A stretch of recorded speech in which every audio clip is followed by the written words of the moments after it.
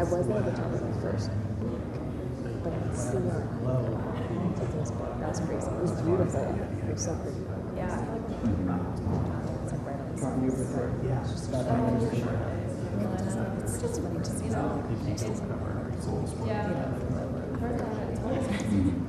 Like, you know, it's just like whatever shot is. I thought that NBC got a house. No, we just have this hotel. I know there was. Or maybe that's what you guys do. CNN. Yeah. You guys got it? No, I just thought about it.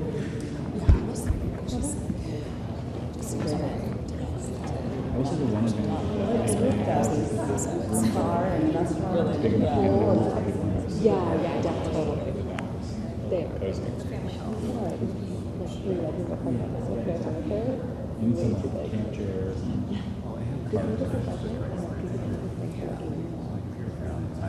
Oh, really? Like, were they? No, but it feels really now, but doesn't come through. but yeah. But there's a guy, you know, people can go around too, people like parks and like people go around with their kids.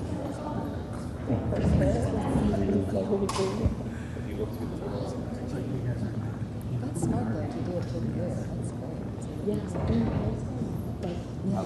It's right next to them, so it's just like that view. Yeah, that may be. Nice. Like, so, yeah, so you can still, yeah. It's like doing a matter.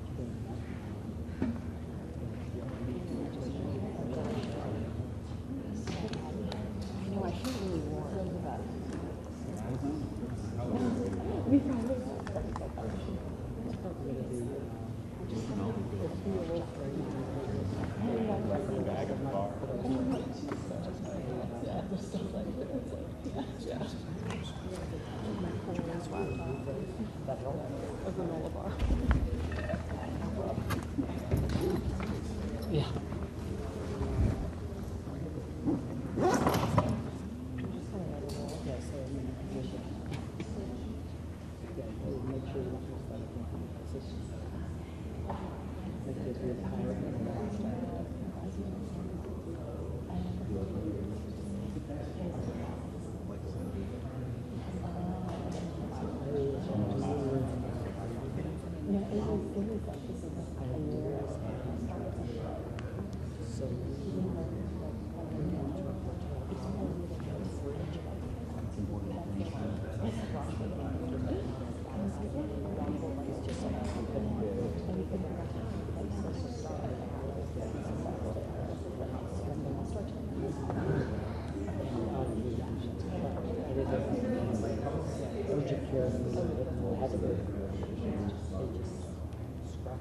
Heavy scratch right there on the shoulder. You gotta wear an eye patch. Put me on sick leave. And give me some drops. Yeah, some like antibiotic drops. It's just like it didn't hurt. It was just drove me crazy.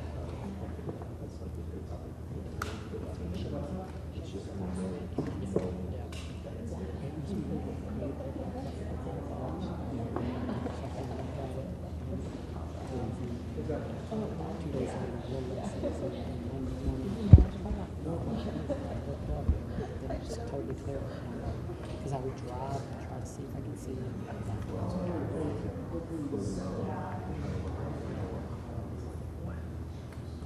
Yep.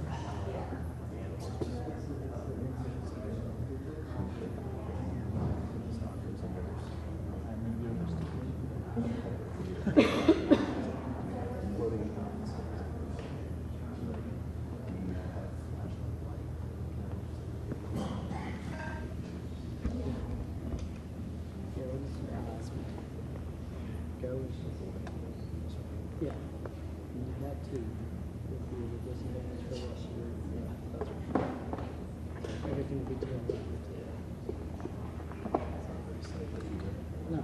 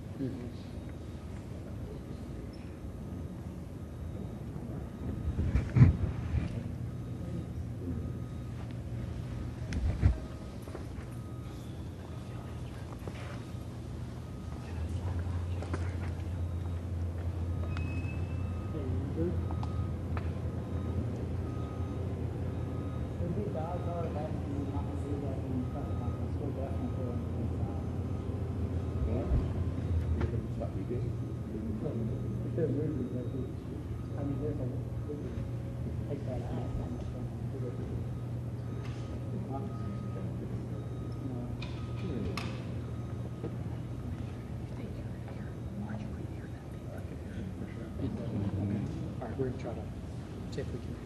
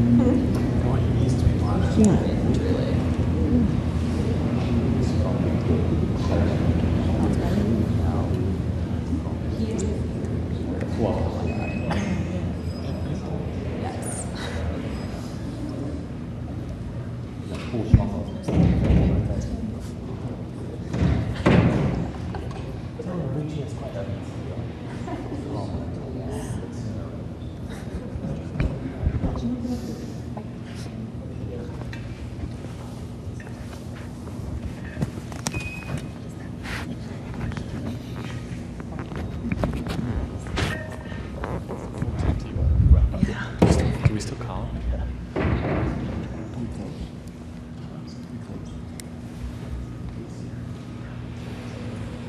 I hope so.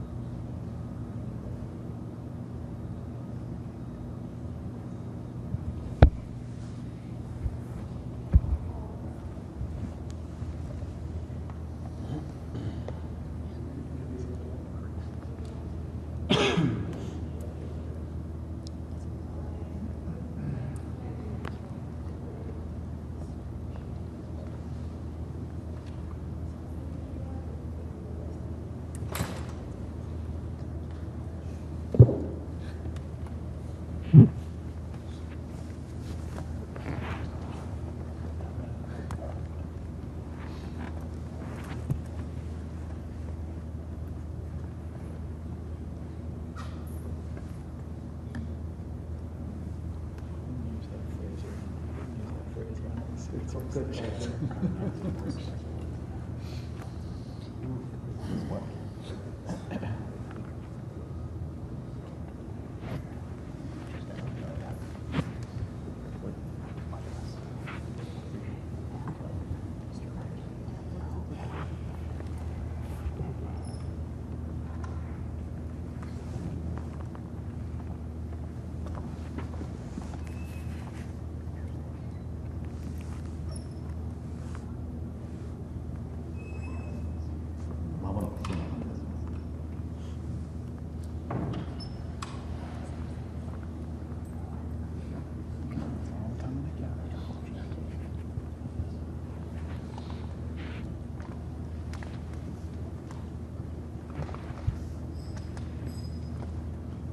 stream is up. Everybody watch what you're talking about.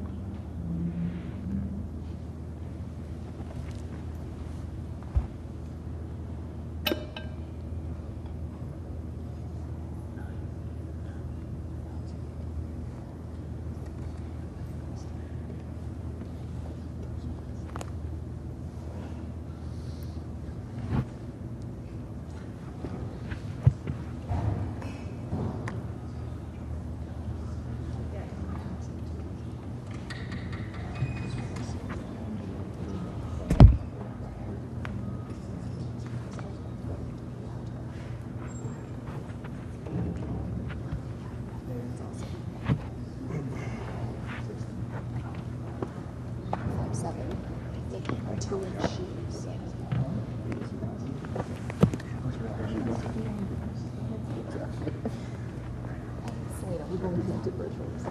See, then he's become good to see you. Good to see you. Good to see you.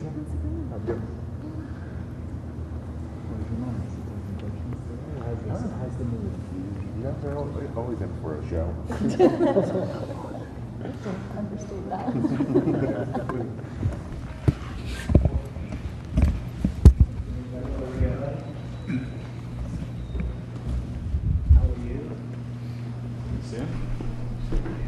Thank you very much.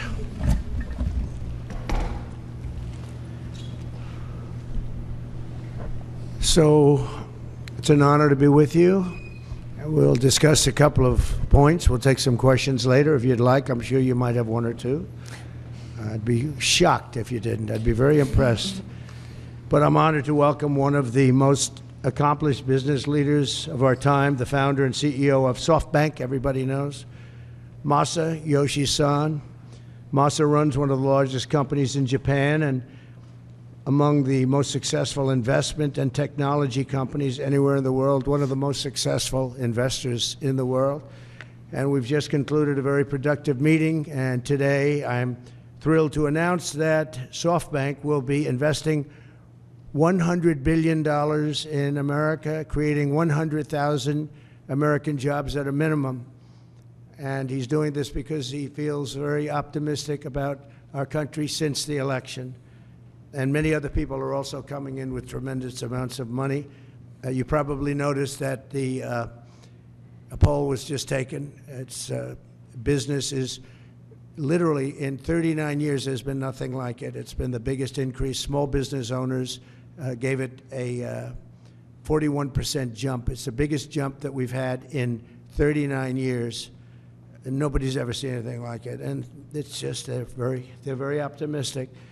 This historic investment is a monumental demonstration of confidence in America's future, and it will help ensure that artificial intelligence, emerging technologies, and other industries of tomorrow are built, created, and grown right here in the USA. One of the beautiful things about Masa is he's very much involved with emerging technology. He probably knows it maybe better than almost anybody. So it's a great honor, and some of you remember after the 2016 election, also SoftBank committed to invest $50 billion in our country, and they did. And I'm very pleased to say that they kept that promise in every way, shape, and form, and now they're looking to do 100, and I've looked at their books. They do have the possibility of doing more. I'm going to ask them to do a little bit more, but first I'm going to ask him to speak and just to say a few words. Masa, please. Thank you. Thank you. Please. Thank you. Thank you. Thank you very much. Appreciate it. Thank you, Howard. Thank you so much. I'm very, very excited. I would really like to celebrate the great victory of President Trump. And my confidence level to the economy of the United States has tremendously increased with his victory. So because of that, I'm now excited to commit this $100 billion and 100,000 jobs into the United States. This is double of last time, as President Trump said. Because I say, oh, President Trump is a double down president. I'm going to have to double down, you know, $100 billion and 100,000 jobs. This is, you know, my confidence level, because that has doubled down. So I am truly excited to make this happen. And of course, business is important, technology is important. But one more thing I'm really hoping is that this President Trump would make the world, bring the world into peace again. That's my additional hope. And I think he will actually make it happen. So anyway, I'm excited to go, and we were discussing, and President Trump said, Masa, you know, double down is not enough. Maybe, you know, go for more, right? That's what I'm going to ask him right now. Would you make it $200 billion instead of that? He can actually, believe it or not, he can actually afford to do that. Would you do that? Well, my promise is 100, but, you know, he's now asking to do more. I think, you know, with your leadership, my partnership with you, with your support, I will try to make it happen. That's good. All right. 200. He'll make it happen. 200 billion investment. That's He is a great negotiator. good man. He's a brilliant guy and did an unbelievable job, and the people of Japan and all over the world are very proud of him. They have tremendous respect for him. So when he does what he just did, and I would be surprised if it didn't go to 2. When you say you'll try, I know you'll do it. I will really try. Yeah. And I need your support, though. You'll have my support. All right. You'll have our country's support. Oh, fantastic. Thank you, Masa, very much. Fantastic. Appreciate it. Thank you. Thank Do you. you want to Great say hello event. to the people of Japan who are all watching? Well, I'm sure our people in Japan are proud to make the partnership of U.S. and Japan be stronger. And I'm very excited to make this happen. Thank you very much. Thank you, Masa. Thank you. Thank you. Thank you. Thank you. Great job. Thank you. It's amazing. It's a great gentleman, a great leader, and a great investor. So to have that offer made, and we have so many companies coming in now that will be announcing, or that will announce themselves. We don't have to be with them to do it, but they'll be announcing. And as I said, small business optimism took a 41-point jump. 41 points. It went up 41 points. That's unheard of. And that's the biggest they think in recorded history, but they know at least a minimum of 39 years. So that's great. But on behalf of the American people, I want to thank Masa for his faith in what's happening with our country and what's happening with the world. There's a whole light over the entire world. Many people, some reporters, in speaking to them, they said, you know, it actually is true. A couple of them are not necessarily friends of mine, but they said it is actually true that there's a light shining over the world. We're trying to help very strongly in getting the hostages back, as you know, with Israel and the Middle East. We're working very much on that. We're trying to get the war stopped, that horrible, horrible war that's going on in Ukraine, with Russia, Ukraine. We're going to, we've got a little progress. It's a tough one. It's a nasty one. It's nasty. People are being killed at levels that nobody's ever seen. You know, it's very level fields, and the only thing that stops a bullet is a body, a human body. And the number of soldiers that are being killed on both sides is astronomical. I've never seen anything like that. And rapidly, I get reports every week, and it's not even, it's like just going down. Nobody's seen anything like it. It's a very flat surface, a very flat land. That's why it's great farming land. It's the breadbasket for the world, actually. But it's very flat, and there's nothing to stop a bullet but a body. There's no protection, no nothing, and what's happening there is far worse than people are reporting for both sides. So we're going to do our best, and we've been doing our best, and we'll see what happens. But since the election, I've been working every day to put the world at ease a little bit, to get rid of the wars. We had no wars when I left office, and now it's the whole world is blowing up. But there's great optimism, and you saw that by SoftBank. Starting on day one, we'll implement a rapid series of bold reforms to restore our nation to full prosperity. We're going to go full prosperity and to build the greatest economy the world has ever seen, just as we had just a short time ago. We had it in my term. We had the greatest economy that the world had seen. We were blowing away everybody. Our country was doubling up on China, doubling up on everybody, and everybody knows it. And then we had to slow it down with COVID, unfortunately, at the end. But even then, I gave it back with a substantial increase of the stock market, bigger than it was pre-COVID, so it was pretty amazing.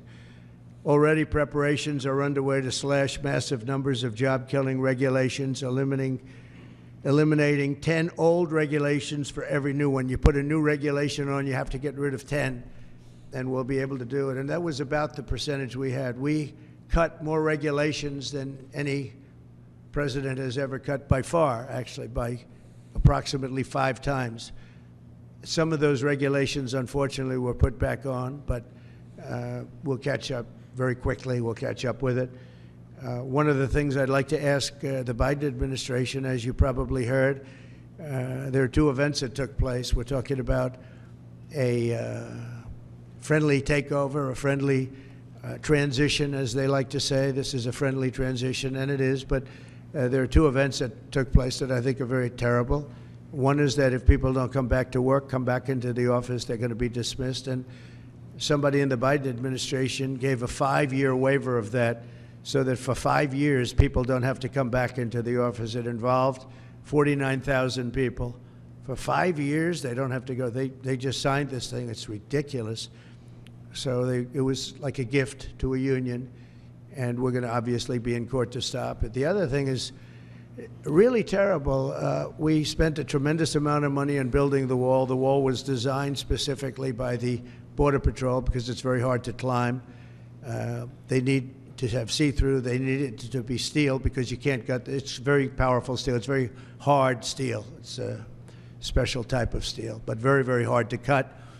Inside the steel, as you know, we pour concrete, and that's a grade 10 concrete, which is a very strong concrete, very as though you were building about a 60-story building. It's very powerful concrete.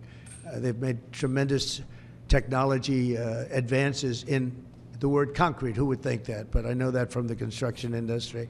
Today, what you can do with concrete is incredible. So we have a very strong concrete. And then we have a rebar. We put rebar inside the concrete, and the rebar likewise is very hard to cut. So it's a very expensive process, very expensive wall. And then we put a anti-climb plate on the top. You saw that. And I didn't like the look of it, but then when I watched, we had people testing. We had mountain climbers actually testing, and they were not able to get over the anti-climb plate. So I said, all right, I guess we're going to put it on. That plate on top, which I never loved the look of it, but it works so unbelievably well, you have to do it. So we spent a lot of money on building it, and we have hundreds of miles that we put up. A lot of people don't realize, but we did 571 miles of wall. That's why we had such good records, in addition to the fact that Mexico helped us with their military. They kept people out, and they were actually very good under the past leader. But now we ordered an additional 200 miles of wall. It's very expensive, and now it's about double the price of what it would have been 6 years ago. And the administration is trying to sell it for 5 cents on the dollar, knowing that we're getting ready to put it up. And what they're doing is really an act. It's almost a criminal act. They know we're going to use it, and if we don't have it, we're going to have to rebuild it, and it'll cost double what it cost years ago, and that's hundreds of millions of dollars, because you're talking about a lot of wall. I built much more than I said I was going to build, but then after it was built, I said, you know, we can do some more, because it's sort of like water, people flow through, and that will pretty much really take care of it. And what happened is they just, as you see, they're trying to sell it for 5 cents on the dollar, and that's really, that has nothing to do with a smooth transition. That has to do with people really trying to stop our nation. And all it means really is that we're going to spend hundreds of millions of dollars more, not even talking about the time. Time would be pretty long, but we'll spend hundreds of millions of dollars more on building the same wall that we already have. And people have already come back to us that have deals at 5 cents and 4 cents, and one guy at 3 cents on the dollar, and they offered to sell it back to us at more money than it cost us to build substantially. Can you believe it? So they make a deal with the United States to buy it for pennies, and then they call us and they say, do you want to buy it back? We'll sell it back to you for hundreds of dollars a foot. Hundreds of dollars, from pennies to hundreds of dollars a foot. And we can't let this take place. Now we're going to go. I spoke with the Attorney General of Texas. I spoke to the senators of Texas. I spoke to a lot of people, and hopefully they'll be able to stop. We're going to be, having a restraining order. But just think about how ridiculous it is. And this is just people that don't want this country to succeed. And this has nothing to do with Democrat or Republican. This has to do with common sense. We won on common sense, and this is maybe one of the most egregious examples I've seen. So the people that are buying it or trying to buy it are trying to make a deal with us to sell it back at hundreds of times more than we paid. And this is all because the Democrats. So I'm asking today Joe Biden to please stop selling the wall. We're going to use that to create a strong barrier. And it worked. That's why our numbers were so good. It really worked, and it worked well. And it's very expensive to do. And I'm asking Joe Biden to stop his people from giving it away. It's something that people can't even believe is happening. So hopefully Joe will be able to stop it. We'll soon unleash American energy, and this will be done at levels not seen before, issuing quick approvals for pipelines, drilling, and other infrastructure. It'll be clean energy, and we'll bring in the price of electricity, and we're going to bring it down fast. We're also going to create clean coal. Clean coal is something that has really taken over. We have coal that will last for over 1,000 years. We have so much coal, and with a process, it becomes clean coal. It's very powerful energy, unlike wind. It's very, very powerful, and we're going to be doing a lot of clean coal for the people of West Virginia and others, Wyoming, so many states. We have great states, and they'll be happy to hear it. But we're going to be very much into clean coal. I don't ever use the word coal. I use the word clean coal. And I'll keep my promise to pass historic tax cuts for American families, workers, and businesses that create jobs in America.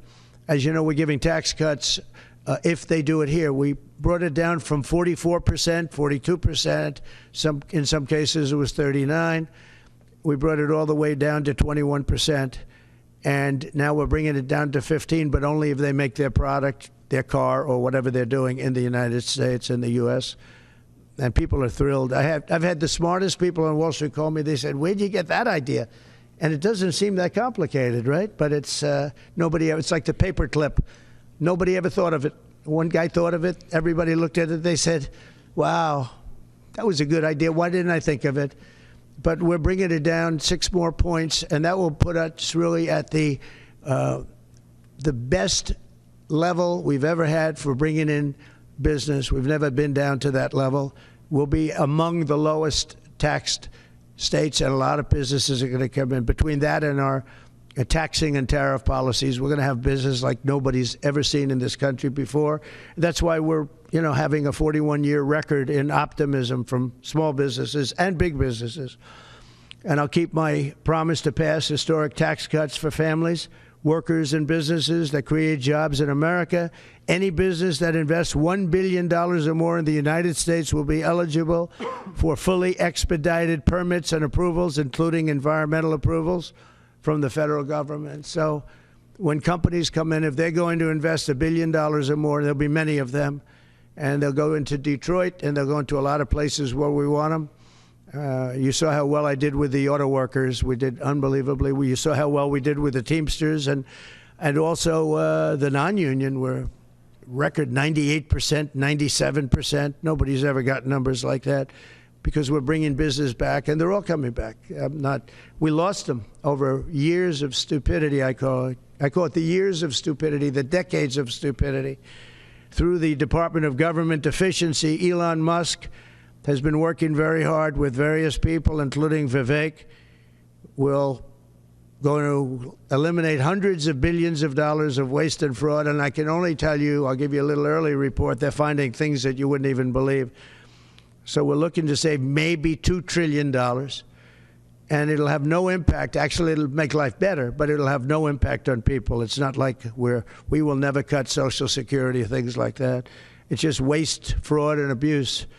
And we'll immediately restore the sovereign borders of the United States and stop illegal immigration, which is costing us, I believe, trillions of dollars a year. I think it's a cost that nobody's ever seen anything like it.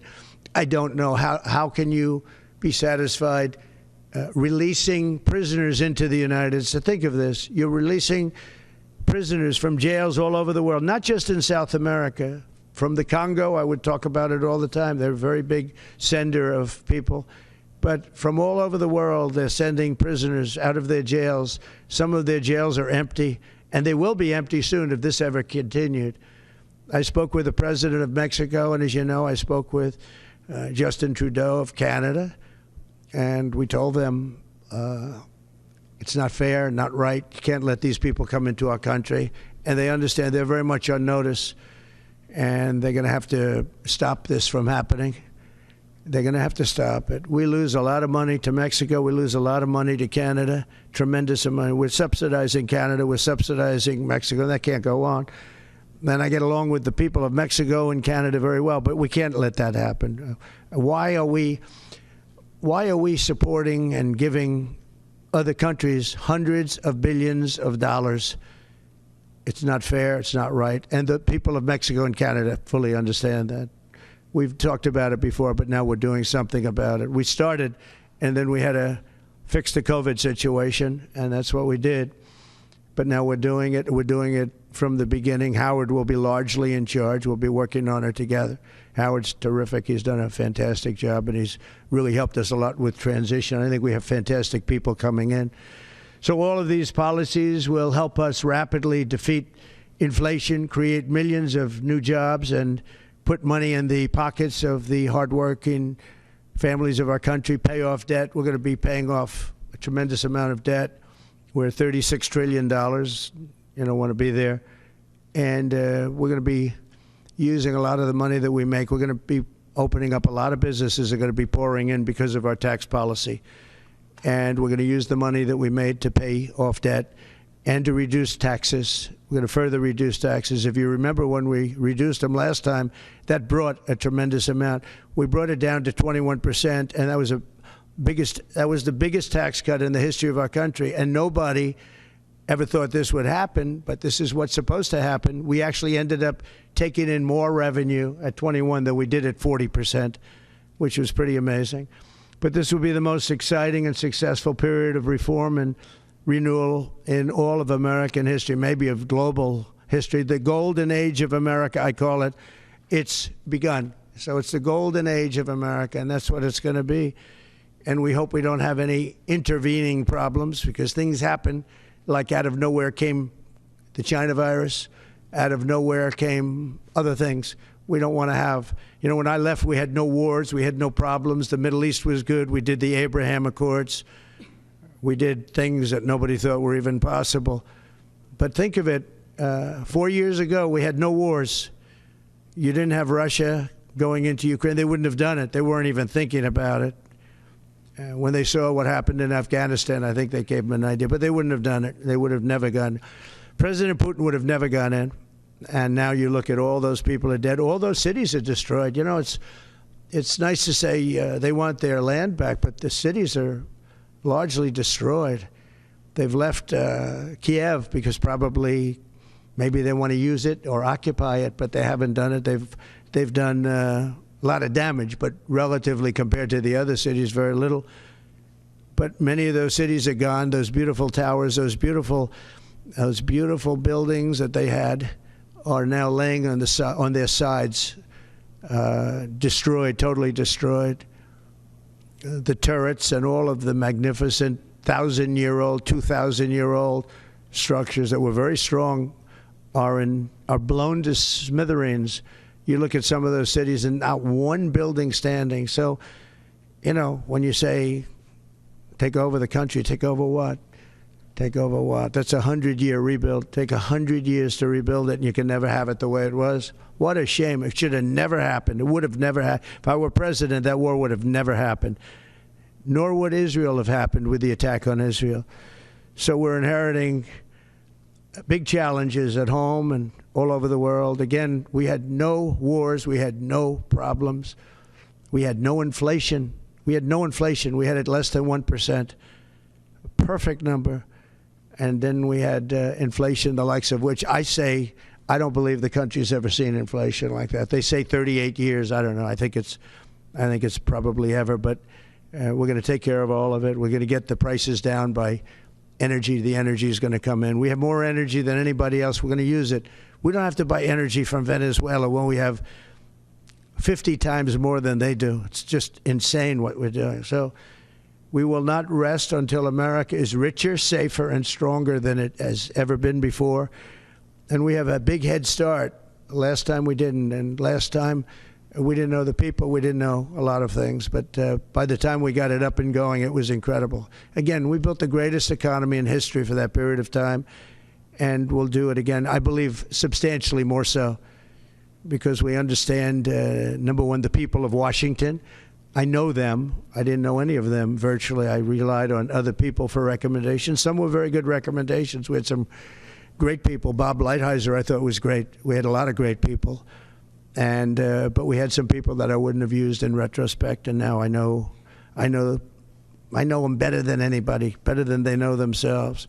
So once again, I'd like to thank Masa for what he's done with that investment, which will end up being $200 billion, I believe.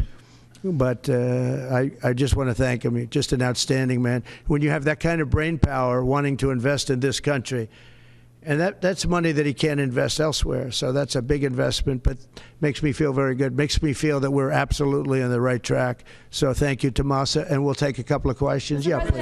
Jeff. Mr. President, you mentioned divorce. Can you tell us what you said to Prime Minister Netanyahu in your call on Saturday? Yeah. Putin since your election? Well, I'm not going to comment on the Putin question, but I will comment on Bibi.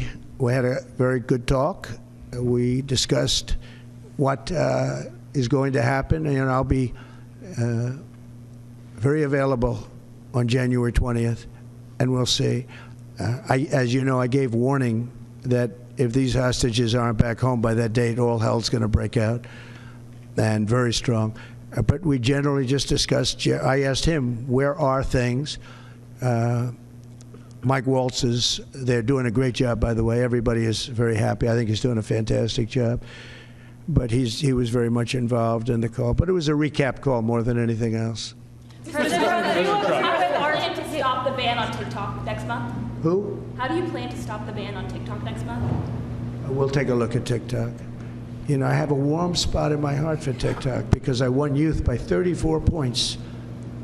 And there are those that say that TikTok had something to do with that. Now, Joe Rogan did, and some of the other people that were recommended by my son Barron, he knew names. I said, who is that? Tell me, who's that? Dad, you gotta be kidding. I can't believe you don't know. And I did those interviews, and it was actually sort of cute, if you want to know the truth, but we did them. And that had an impact, but TikTok had an impact, and so we're taking a look at it. But you know, we won youth. Republicans are always 30 points down in youth. I don't know why, but we ended up finishing. There was one poll that showed us down about 30. We were 35 or 36 points up with young people. So I have a little bit of a warm spot in my heart, I'll be honest. Yes, President, Are you entertaining the idea of preemptive strikes against Iran's nuclear facilities? Against Iran's nuclear Well, I can't facilities? tell you that. I mean, Would you I mean, it's a wonderful question, but how can am I going to do preemptive strikes? Why would I say that? Can you imagine if I said yes or no? You'd say, that was strange that he answered that way. Am I going to do preemptive strikes on Iran?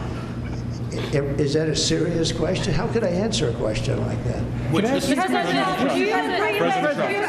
Say it. Would you be in support of Israeli strikes on Iran's nuclear How could I facilities? tell you a thing like that now? It's just so you don't talk about that before something may or may not happen. You know, just I don't want to insult you. I just think it's just not something that I would ever answer having to do with there or any other place in the world. President Trump. Time magazine interview. Can I ask, just clearly, do you believe there's a connection between vaccines and autism? Do you believe there's a link? Well, I don't look. Right now, you have some very brilliant people looking at it. I had dinner the other night with the head of Pfizer, the head of Eli Lilly, and RFK, as you know, and Oz. And we had, and other people within the administration that are involved in the medical. And we're looking to find out, you know, if you look at autism, so 30 years ago we had, I've heard numbers of like 1 in 200,000, 1 in 100,000. And now I'm hearing numbers of 1 in 100. So something's wrong. There's something wrong. And we're going to find out about it. What about the president?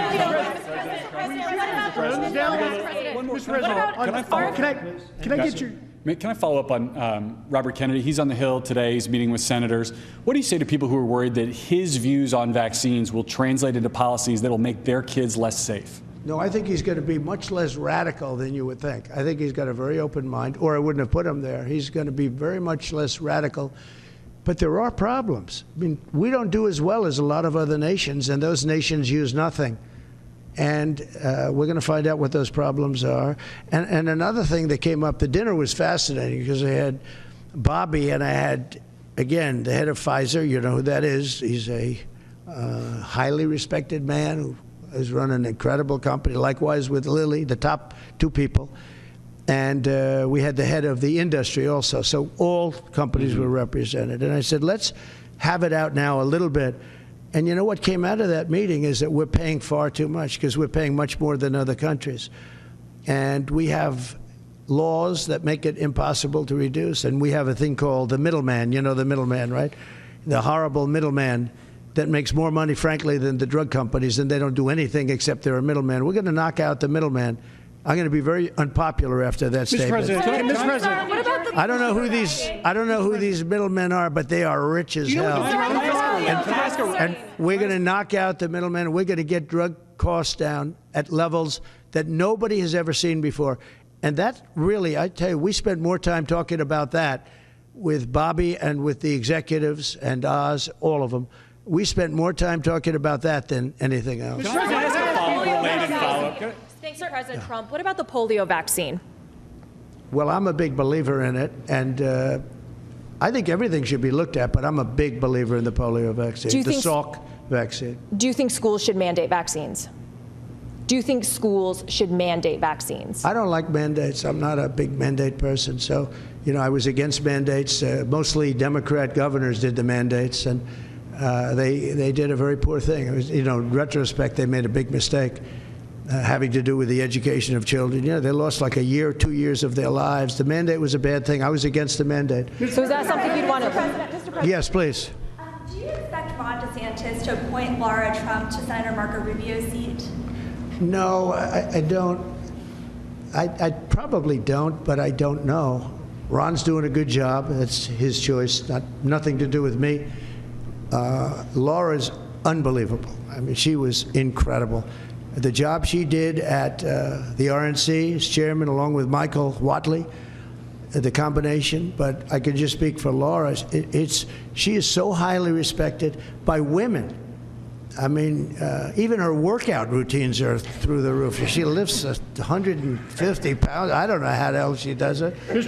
She's a bad example for men and women's sports because I wouldn't be able to beat her, I don't believe. I'd try like hell. But no, she's an incredible woman. And, you know, it's funny, people oftentimes talk about nepotism. I never had, when I put her there, people said, how did you get her to do it?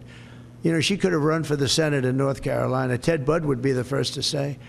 And he wouldn't have run. Nobody would have run. And she just said, no, I want to really focus on my children. When the election, and my family, she has a great family.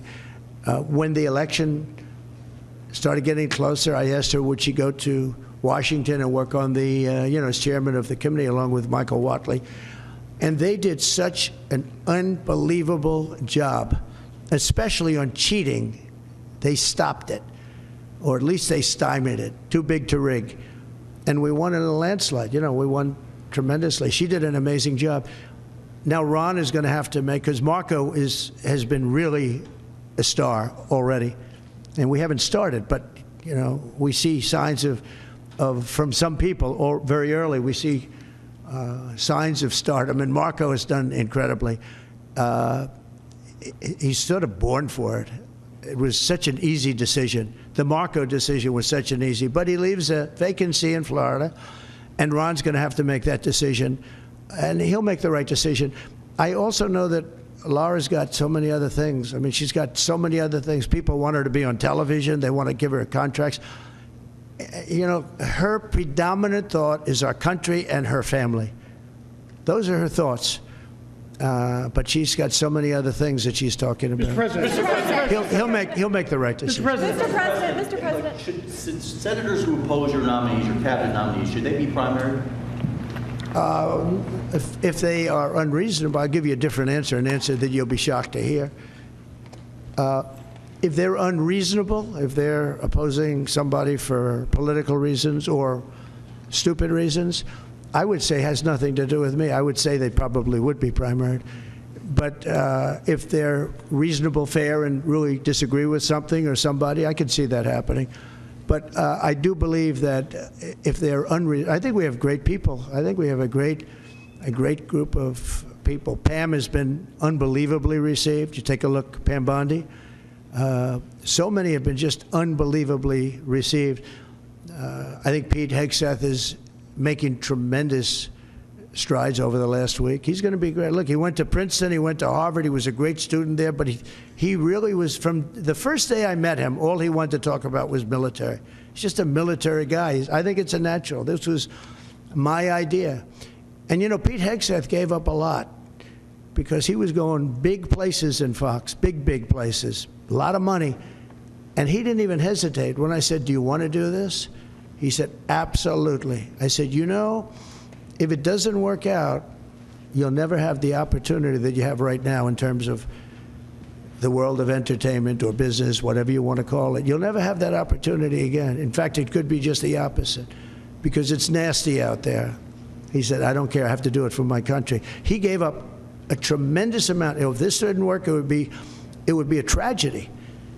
Because, but that's what he loves. He loves the military. I never talked to him about anything else. He'd talk about the military. He'd come to see me about a soldier that was unfairly treated, and could I help? That's the only thing I virtually ever talked to him about. And I always remembered it. I've seen him many times, and I don't think I've ever had a subject on anything other than military with him. That's where his love is. And he didn't say, well, I'd like to think about it. I'd like to talk to my family. He said, not even a contest. And, you know, he was going through the roof over there. He was doing great. They have the #1 show that Saturday and Sunday with Will and Rachel. That was great chemistry. And if this didn't work out for him, it would be actually sort of tragic. Yeah. Would you consider pardoning Eric Adams? Yeah, I would. Yeah.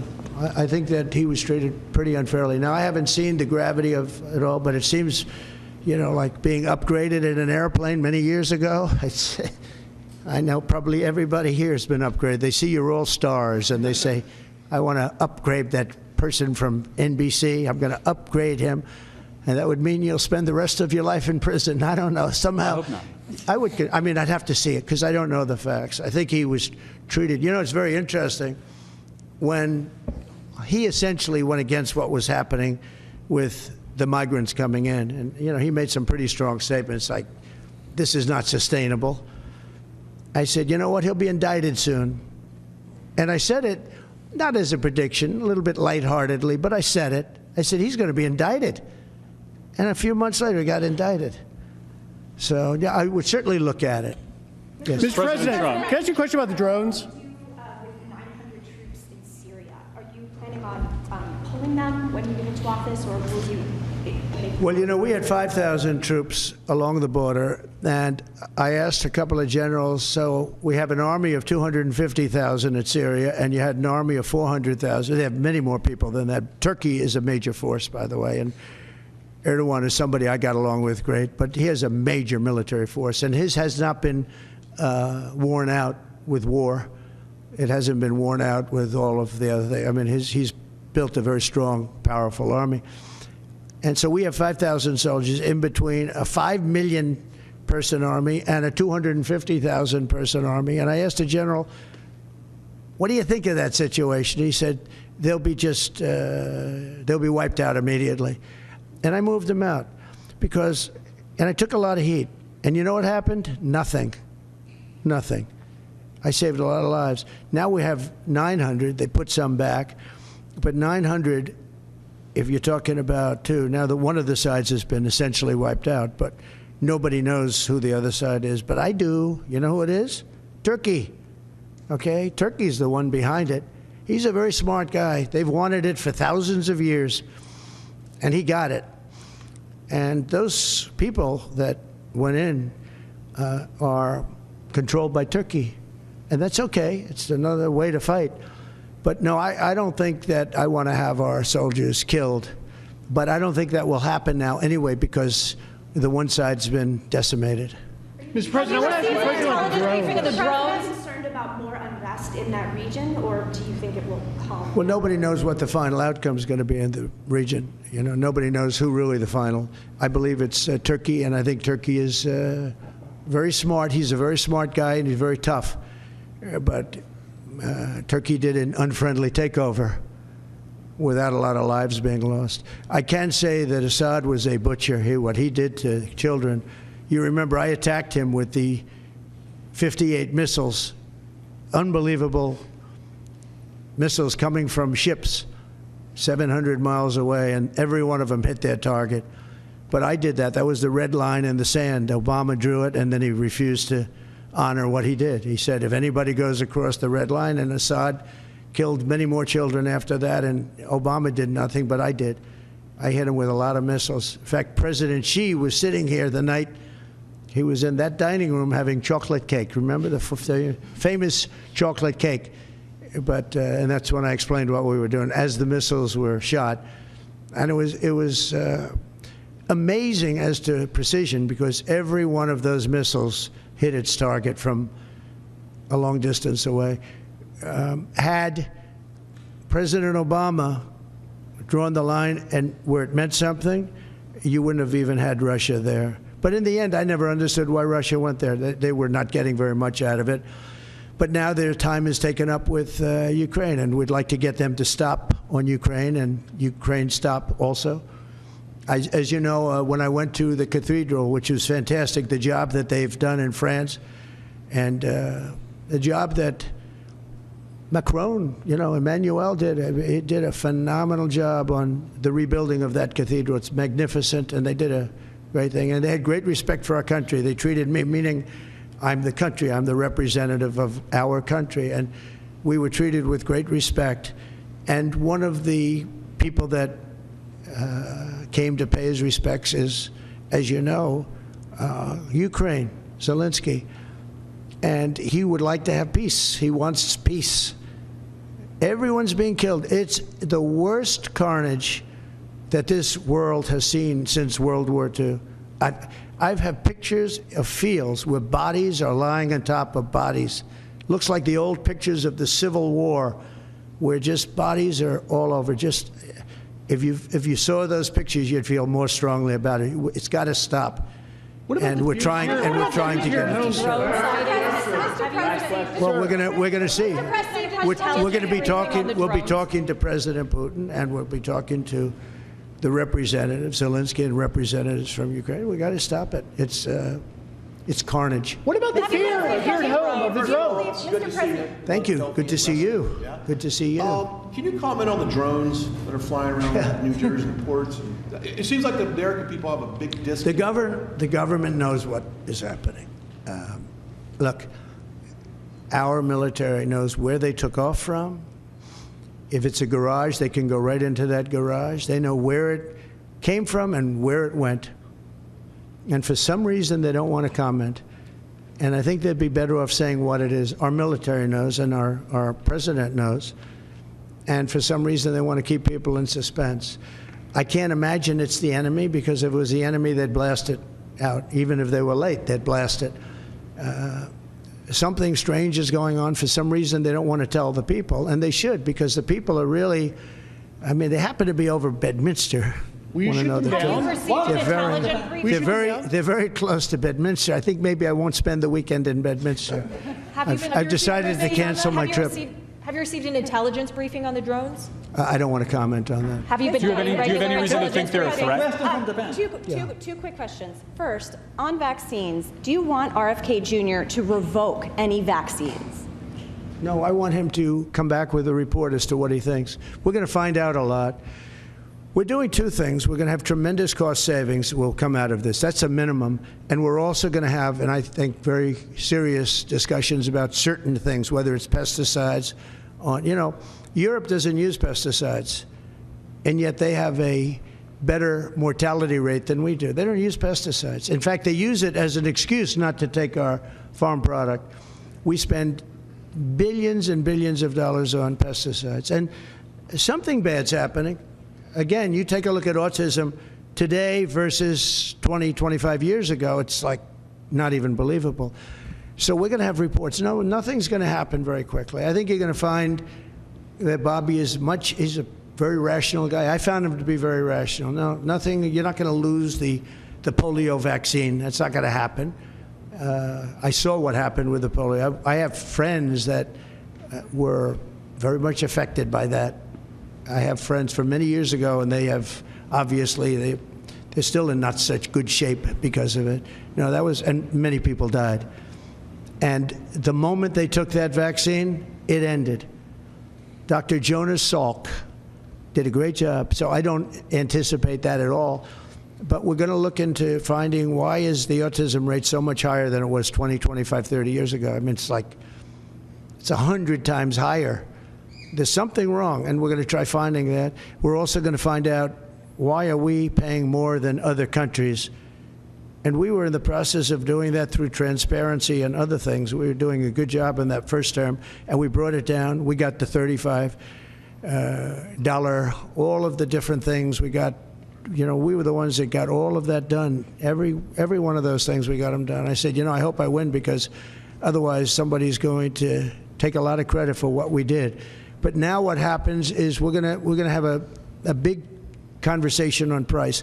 Why is it that Germany and UK and other countries are paying so much more for the same box of medicine made in the same plant? Why is it that we're paying many times more? And I know the answer, because our government didn't do what they were supposed to do. And what I put in place was terminated unexpectedly by the Biden administration, and they shouldn't have terminated it. It would have had a huge impact. And Mr. President, one quick question. On Ukraine, you mentioned that some of the areas are already decimated. Do you believe that Ukraine should cede territory to Russia? Well, I'm going to let you know that after I have my first meeting. But a lot of that territory, when you look at what's happened to those, I mean, there are cities that there's not a building standing. It's a demolition site. There's not a building standing. So people can't go back to those cities. There's nothing there. It's just rubble. Just like when I knocked down a building in Manhattan, which is actually, this is worse, actually, because we do it step by step. This thing has just got demolish. And by the way, in those buildings are many people. Many people were in those buildings. You know, when they say the number in Ukraine is going to be a much higher number of death, is going to be a much higher number than you're hearing. You know, they're big buildings. That's what I did very well. And these are very long buildings. They're 15 to 20 stories high. They're massive buildings. I was surprised at how big. And they're flattened like a pancake. 1 or 2 bombs hit them and they just collapse. And they'd say, nobody was hurt. Well, nobody knows who was in those buildings. There were a lot of people in those buildings. They're going to find that when they start doing the removal. Many more people are being killed in the Ukraine war with Russia than is being reported, and that includes soldiers. The soldiers are being, it's a carnage that we haven't seen since the Second World War. It's got to be stopped, and I'm doing my best to stop it. Yeah, please, go ahead. You had a meeting with Mrs. Abe yesterday, but Japanese Prime Minister Mrs. Abe, yeah, and Japanese Prime Minister Ishiba is hoping to have a meeting anytime soon. I will do that. In fact, I sent him a memento. I sent him a book, the Prime Minister. But Mrs. Abe was very close with our First Lady, with Melania, and she loved Melania's book. And she called and wanted to know if she could have. I was very close to the Prime Minister, Shinzo Abe. He was great. He was a great man. And his wife wanted to know if it would be possible to have dinner. And it was just out of respect to Shinzo. And yes, I'd love to see the Prime Minister, and we will do that. I actually sent him a book and some other things for him through Mrs. Abe. Will that happen before the inauguration day? It could. If they'd like to do that, I would do that, yeah. Sir, President Trump, just to I have great respect for the, for the position, and if he'd like to do that, I'd be here. And if report that Ambassador to Japan will be George Glass, is that your final decision? Highly respected man, that's right. Highly respected. He's been an ambassador before, did a fantastic job. We consider Japan very important. He's very highly respected. Okay, couple of Which other world leaders have you invited to the inauguration? Which other world leaders have you invited to the inauguration? The world leaders are calling me, and some really coming? Would like to meet. No, I mean literally, they're calling me, and I'll be seeing some of them. I think it's rude not to. I mean, it's hard to say I'm not going to see you, and I've spoken to way over 100 where they called to congratulate on not only the election but the size of the election, the extent of the victory, and they were great. I mean, I spoke to over 100 countries. You wouldn't believe how many countries there are. And I'm trying with the best I can to get back to everybody, but there are a lot of countries, and every one of them, literally everyone called, and it was very nice. So, yeah, I'd see some if some felt it was an emergency. I've seen, as you know, I've seen President Zelensky. He came to France while I was there for the cathedral opening. They actually had about 70 presidents and prime ministers, and in one case, a king, we saw some great people. I also met with William, and I was very impressed by William. I think William is terrific. I was very impressed by William. As you know, I met with him, too. Are you just President Trump, question about that. Did you invite Zelensky to the inauguration? No, but if he'd like to come, I'd like to have him. I mean, I didn't invite him, no. Are you disappointed China Xi can't come to the inauguration? Are you disappointed that China Xi won't be at the inauguration? I don't know that he won't be at the inauguration. I mean, I haven't really spoken to him about it. I don't know that, actually. I would say that if he'd like to come, I'd love to have him. But there's been nothing much discussed. I have had discussions with him, letters, et cetera, at a very high level. You know, we had a very good relationship until COVID. COVID didn't end the relationship, but it was a bridge too far for me. But if he'd like to come, I'd certainly be. He hasn't, just so you understand, he hasn't said one way or the other. Because a lot of people say he won't come, he will come. People think he will come, he won't come. It's something we barely discussed, just about didn't discuss. But I have had, especially through letters, some very good conversations. Have you had conversations with Venezuela? You know, because China and the United States can together solve all of the problems of the world, if you think about it. So it's very important. And, you know, he was a friend of mine. I mean, he was here for a long time, right in that spot, except sitting in a very comfortable chair. He wasn't standing like you are. But we spent hours and hours talking. And, you know, he's an amazing guy. Have you spoken to Venezuela? The press hates when I say that, but he's an amazing person. Have you spoken to anyone in Venezuela, sir? On the border. Can I ask you about If I could just ask you on the border. United Hold on one second, Healthcare Gary. shooting? Real quick. The United Healthcare shooting, the shooting of the CEO. terrible.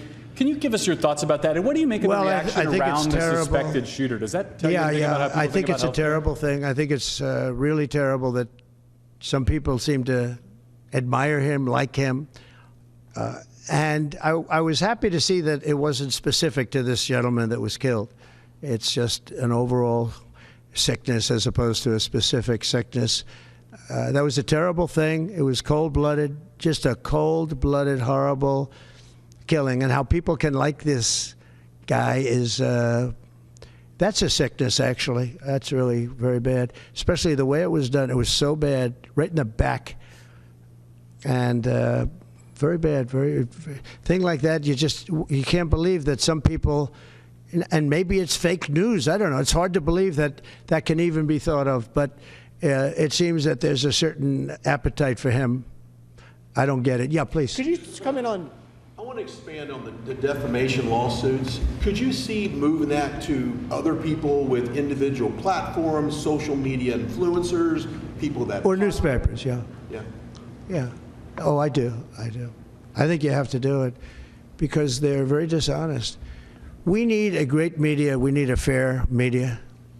We need, it's very important. And we need borders. We need walls, but we need borders and we need fair elections. You look at California, millions and millions of ballots were sent out. They're still counting the vote in California with the machines. They're counting the vote. If you had paper ballots, the votes would have been counted 4 weeks ago, 3 weeks ago. Now, you need fair elections, you need borders, and you need a fair press. And the press is, no, I see others. I have a few others that I'm doing. I'm going to, as an example, I'm doing this not because I want to. I'm doing this because I feel I have an obligation to. I'm going to be bringing one against the people in Iowa, their newspaper, which had a very, very good pollster who got me right all the time. And then just before the election, she said I was going to lose by 3 or 4 points, and it became the biggest story all over the world because I was going to win Iowa by 20 points. The farmers loved me, and I loved the farmers. And it was interesting the way she did it. She brought it down 2 weeks before. She said I was going to only win by 4. That was a big story. But that was good because she brought it down from like 22 points to 4 or whatever the number was, way up. Way up, an easy win. Never even thought to go there. I respect them, I love them, and they understand there's no reason to go there because she brought it from way up, walk away, which it was, and it turned out to be in the election too, by the way. It was a win by many, many points. And then she brought it down very smartly to 4 a couple of weeks before, and everyone said, wow, that's amazing. He's only up by 4 points. Then she brought it down to where I was down by 3 or 4, whatever number she used. And that was the Des Moines Register, and it was their parent. And in my opinion, it was fraud, and it was election interference. You know, she's gotten me right always. She's a very good pollster. She knows what she was doing. And she then quit before. And we'll probably be filing a major lawsuit against them today or tomorrow. We're filing one on 60 Minutes, you know about that, where they took Kamala's answer, which was a crazy answer, a horrible answer, and they took the whole answer out and they replaced it with something else she said later on in the interview, which wasn't a great answer, but it wasn't like the first one. The first was grossly incompetent. It was weird. And that was fraud and election interference by their news magazine, a big part of CBS News. So as you know, we're involved in that one. We're involved in one which has been going on for a while and very successfully against Bob Woodward, where he didn't quote me properly from the tapes. And then on top of everything else, he sold the tapes, which he wasn't allowed to do. He could only use them for reporting purposes, not for sale purposes. And he admits that. and I think we'll be successful on that one. And we have one that very interestingly on Pulitzer, because reporters at the New York Times, Washington Post got Pulitzer Prizes for their wonderful, accurate, and highly professional reporting on the Russia hoax. Well, it turned out to be a hoax, and they were exactly wrong. People, like many people, John Solomon, Sean Hannity's not for Pulitzer, but Sean Hannity got it right. Many people got it right. Tucker got it right. Jesse got it right. Laura got it right. Janine got it right. A lot of people got it right. They didn't get anything. They gave it to reporters that got it absolutely wrong. And now everybody admits it was a hoax.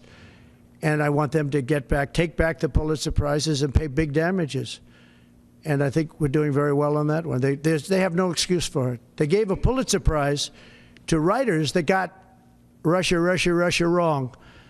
And so I think we're doing well. And I feel I have to do this. I shouldn't really be the one to do it. It should have been Justice Department or somebody else, but I have to do it. It costs a lot of money to do it, but we have to straighten out the press. Our press is very corrupt, almost as corrupt as our elections. Are you worried about Venezuela? Sir, have you had any discussions with Venezuela? For January 6th defendants, you had said in the first few minutes of your administration you want to issue pardons for January 6th defendants. No. Does that include, will that be a blanket pardon? Does that include Well, you'll find everyone? out, but it's going to go quickly. And just to follow up on your Have you had any discussions, sir, with in terms of your mass deportation plans, have you had any preliminary discussions with countries like Venezuela, from where the Tren de Aragua gang is now popping up? They'll take them back. They're going to take them back? They're all taking them back, yep. And if they don't, they'll be met very harshly economically. Okay, they'll all take them back. You know, Venezuela and other countries were not behaving very well with us during my administration, and within 24 hours they were behaving very well. They'll all take them back. And separately, can I ask a follow-up Jeff? on that? Nice to see you, Jeff. This is like the old days, right? Nice to see you too. You look much better now than you did 4 years ago. What are you doing? What's he doing? All right, go ahead. Thank you, sir. The first day you just mentioned that you're in office, I imagine you've got some executive orders that you're going to go through. Can you tell us what We'll have a lot. Well, what are your priorities? I bet you could tell. You could say as well as I could. We will have many executive orders and other things that we'll be signing on the first day. Can you also, just going back to my initial question about the Middle East, you said that your conversation with Prime Minister Netanyahu was kind of a review. Did you repeat We just had a very good conversation. And, you know, the real conversations will start on the 20th. But we had a really good conversation, and I think we're going to be in a good place in the Middle East. I think the Middle East will be in a good place. I think actually more difficult is going to be the Russia-Ukraine situation. I see that as more difficult. When you say there will be I don't think they should have allowed missiles to be shot 200 miles into Russia. I think that was a bad thing. And that brought the Koreans in, you know, North Korea, another man I get along with very well. I'm the only one that does. But that did a lot of bad things. I don't think that should have been allowed. Not when there's a possibility, and certainly not just weeks before I take over. Why would they do that without asking me what I thought? I wouldn't have had them do that. I think that was a big mistake they made. Will you reverse that decision when you're in office? To let those I might, yeah. missiles be I thought it was a very stupid thing to do. And when you So say, do you have any reaction just to one last one on Cross? this, when you say that there will be hell to pay if the hostages are not released before January 20th, what does that mean? Well, they're going to have to determine what that means. But it means it won't be pleasant. Mr. President, It's how was your meeting? It's not going to be pleasant, yeah? How was your meeting with Apple CEO Tim Cook, and did you talk about tariffs in that meeting? Meeting with who? Apple CEO Tim Cook. I did have dinner with Tim Cook. I had dinner with sort of almost all of them, and the rest are coming. And this is one of the big differences, I think, between, we were talking about it before, one of the big differences between the first term. In the first term, everybody was fighting me. In this term, everybody wants to be my friend. I don't know. My personality changed or something. But I had, as you know, I had Sundar from Google, but I also had Sergey. Nobody reported that. Sergey is the owner, the primary owner, along with his friend, as you know. And Sergey was here also. I can't believe you didn't pick that one up. Nobody picked that up. But I will tell you, no, it's a big difference. The big difference is that the first time everybody was fighting me on all fronts. And we had a great administration. We got the biggest tax cuts in history, rebuilt the military. Too much of it was given away to Afghanistan, stupidly given away, horribly given away. I think that's one of the reasons that Putin went in to Ukraine when he saw the stupidity of Milley and these guys. They're stupid people, very stupid people. If they didn't do such a bad, we were pulling out of Afghanistan, but I would have pulled out with dignity and strength. They wouldn't be having parades, I guarantee you, showing our equipment that they left behind, because we weren't going to leave any equipment behind, not 10 cents. We were going to take every screw and every bolt. Yeah, the biggest difference is that people want to get along with me this time. Well, they've gone through 4 years, and, it wasn't easy for me, but it wasn't easy for them either. And that's a great thing, though. Getting along is a great thing. So Tim Cook was here. I think he's done an incredible job at Apple, and he talked about the future of Apple. It's going to be a bright future. But we have many others also, and not in that business. And we do have Jeff Bezos, Amazon, coming in sometime during the week. I look forward to that. We have a lot of great executives coming in. The top executives, the top bankers, they're all calling. And honestly, in the first time, I don't know what it was. It's like a complete opposite. In the first one, and the press has covered that fairly, actually, for change. The first one, they were very hostile. And maybe it was my fault, but I don't really think so. They were just very right from the beginning. And this one is much less hostile. It's really the opposite of hostile. Can I get your reaction? Well, you don't need to give up a song. I know that you had some, I believe, involvement 18 years ago with the students at Duke accused of rape in the lacrosse. Now we have this development. I thought it was a hoax when it happened, the Duke situation. I didn't believe the woman, as you know. And they destroyed the lives of these kids. They destroyed, and I don't care what they got. Their lives have been destroyed. Their lives have been shortened by what took place. And now the woman admitted that it never happened. That is a horrible. And as you know, I took a lot of heat when I said that this did not happen.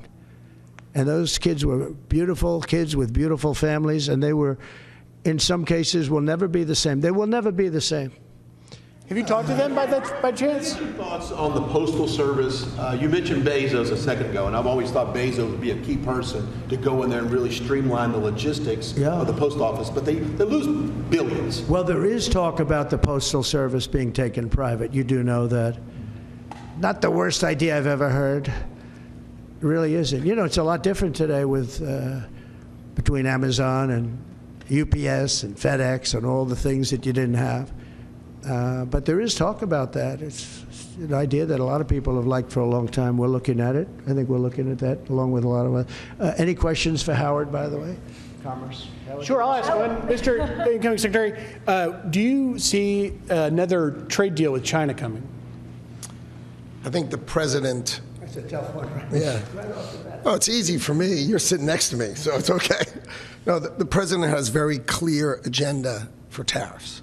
And I think reciprocity is something that is going to be a key topic for us. How you treat us is how you should expect to be treated.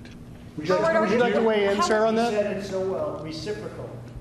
If they tax us, we tax them the same amount. They tax us, forgetting just for a second about the word tax, they tax us, we tax them. And they tax us, almost in all cases, they're taxing us, and we haven't been taxing them. Is that deal already underway? Is there a deal already underway with respect to that? Let's just say this, we're going to make great deals, and we have all the cards. And until I came along, don't forget, and Howard was going over the numbers with me last night, we took in $600 billion and more in taxes and tariffs from China. No other president took in 10 cents, not 10 cents, not 10 cents. And no, we're going to be doing things. We're going to be treating people very fairly. But the word reciprocal is important, because if somebody charges us, India, we don't have to talk about If India charges us 100%, do we charge them nothing for the same? You know, they send in a bicycle and we send them a bicycle. They charge us 100 and 200. India charges a lot. Brazil charges a lot. If they want to charge us, that's fine, but we're going to charge them the same thing. That's a big worried thing. about And you know what? The senators, some of them aren't necessarily business people. When I give that to them, they say, that sounds fair to me. Are you concerned that tariffs might hurt the stock market rise that you have seen and the economy more broadly? Make our country rich. Tariffs will make our country rich. But won't they raise prices? Properly used. No, well, I didn't have any inflation, and I had massive tariffs on a lot of things. We put tariffs on steel. If I didn't put tariffs on steel, 50% and more, they were dumping steel in, China and others. I put tariffs on, and it stopped, and we took a fortune. We made a fortune on it. Tariffs, properly used, which we will do, and being reciprocal with other nations, but it'll make our country rich. Our country right now loses to everybody. Almost nobody do we have a surplus with. There are a couple of countries, and they're embarrassed by it, but almost nobody. And tariffs will make, I always said, to me, tariffs, the most beautiful word in the dictionary. It'll make our country rich. You go back and look at the 1890s, 1880s, McKinley, and you take a look at tariffs. That was when we were at our proportionately the richest. Mr. President, did you get to a good spot? Back on Ukraine, Mr. President. What should Zelensky, if anything, be prepared to give up to end this war? He should be prepared to make a deal. That's all. Got to be a deal. No, got to be a deal. Too many people being killed. That is a war that's hard. Too many people. Got to make a deal. And Putin has to make a deal too. What deal do you think? Putin has to make a deal, and Putin would have never gone in if I was president. If I was president, we wouldn't have had inflation. Our oil prices would have been lower. I had a good relationship with Putin. He would, despite the Russia hoax, which made it more difficult. If we had that election, if it were an honorable election, we wouldn't have had any of the problems that we're talking about right now. Putin would have never got in. Based on your understanding, you said that you could make that deal before you take office. Do you still think you could make that deal? I'm going to try. Will you ask Putin to give up Assad? Well, I hadn't thought of it. I think we have to get on with our lives. We'll have to see what happens. But right now, Syria has a lot of, there's a lot of indefinites. Nobody knows what's going to happen with Syria. But I think Turkey is going to hold the key to Syria, actually. I don't think you've heard that from anybody else, but I've been pretty good at predicting. I want to thank you all, and we're going to make America great again. Thank you very much. Thank you very much, Howard. Can you continue, Mr. President?